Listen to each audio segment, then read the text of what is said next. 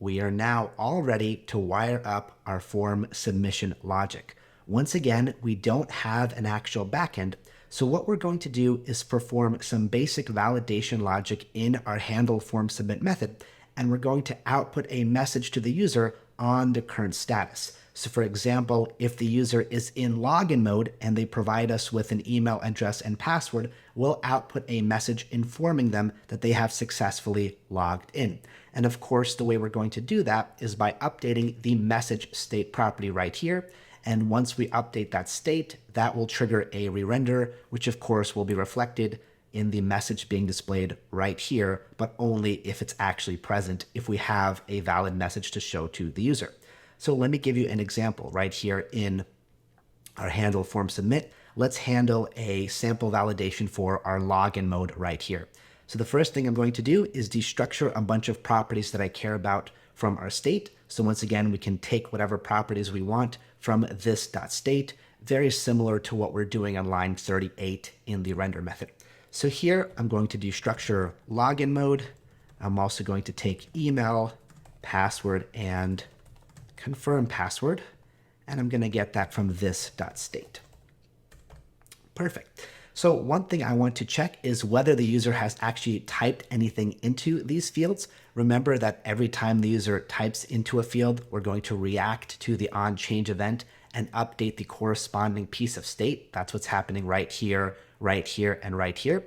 So one simple way I can check if the user has entered anything is to check whether the length of the fields is greater than 0. Because if it is, then the user has typed at least one character, and for us, that should be good enough for our authentication or our verification. Once again, this isn't a real-world example. It's just for the sake of learning the basics of React.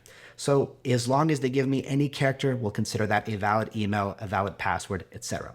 So right here, I'm going to write a bunch of constants. I'm going to start with valid email, which will simply check if email.length is greater than 0. And I'm going to do the exact same thing for password and confirm password.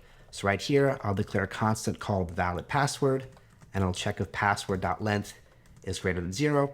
I'm also going to do the same thing for confirm password. We're not going to need to worry about confirm password until a little bit later when we are checking registration mode, but we'll still write this logic right now if confirm password's length is greater than 0. Okay, so let's check whether the user is in login mode and whether they've provided me with an email and a password. And if so, when they click the register button, or sorry, the login button, that's going to trigger the form submission. And if they've given me those details, we can consider them logged in and give them that message. So right here, I'm going to check if we are in login mode and we have a valid email, which means the user has typed something into that email address field, and we have a valid password, which means the user has typed something into the password field. Then I'm going to call setState, as always. I'm going to pass it an object with the properties that I want to update. And I, of course, want to target the message property on state. And I will output the message, you are now logged in. Save that. And so we can now try this out. So here in my form, I'm first going to go into login mode.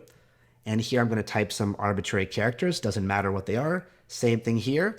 And when I click login to account, that is going to trigger the form submission because we added the type attribute of submit to this button. So the form submission is going to trigger this method to run. We're going to avoid the page refresh, and then we're going to go through this logic. And if everything is correct, we should see our new message. And there we go. You are now logged in. All right, so we are validating that logic right here. We update the state right here, which triggers the re-render and shows us the message. All right, so we're going to continue and do another bit of logic for the registration mode, very similar, just checking if the user has given me an email, a password, and a password confirmation. But we're also going to check that the password and the confirm password fields are equal as far as string equality, right? We want to make sure that what the user has entered here is the same as what they've entered here.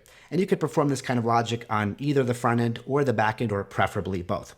So before we continue with any other logic, what I want to make sure is that we finish the form submission logic if we have entered into this conditional block right here, right? Because we don't want the logic to continue even after we set state right here. So what I'm going to do is return, just to make sure we don't perform any additional logic. And if this condition is not true, then I'm going to continue with the remainder of my logic. So what I'm going to do here is declare another constant, It's going to be called passwords match. And I'm going to check whether my password field is equal to my confirmed password field.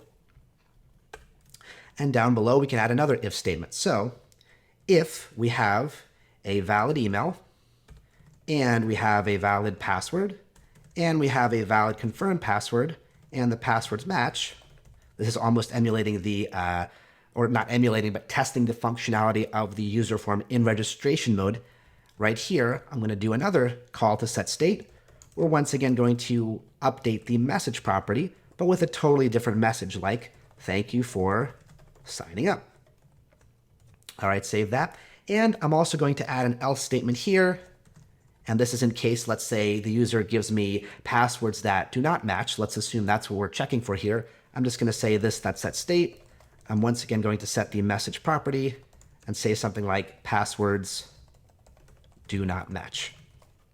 All right, this is not perfect validation. There's a lot of different ifs and elses and else ifs that we can add in here, but it's just to give you a sense of basic logic of how we can update the form and the display to update the user on what their status is.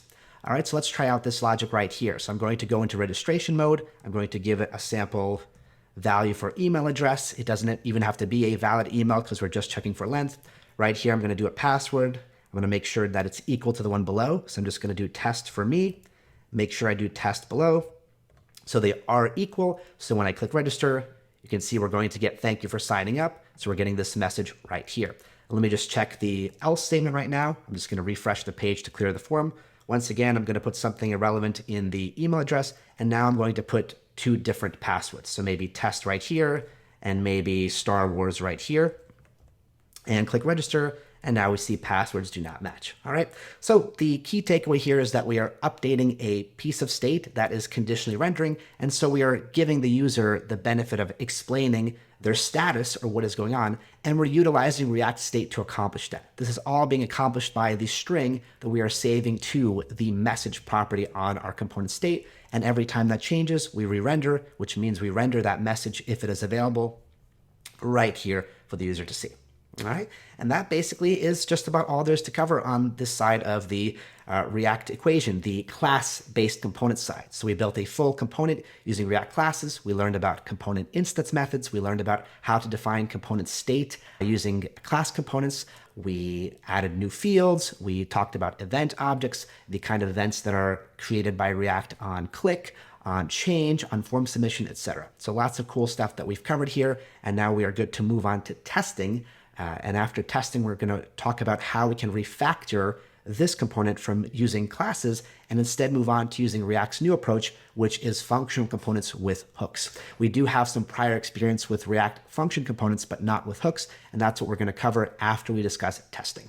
All right, so hope you enjoyed this section, and I will see you in the next lesson.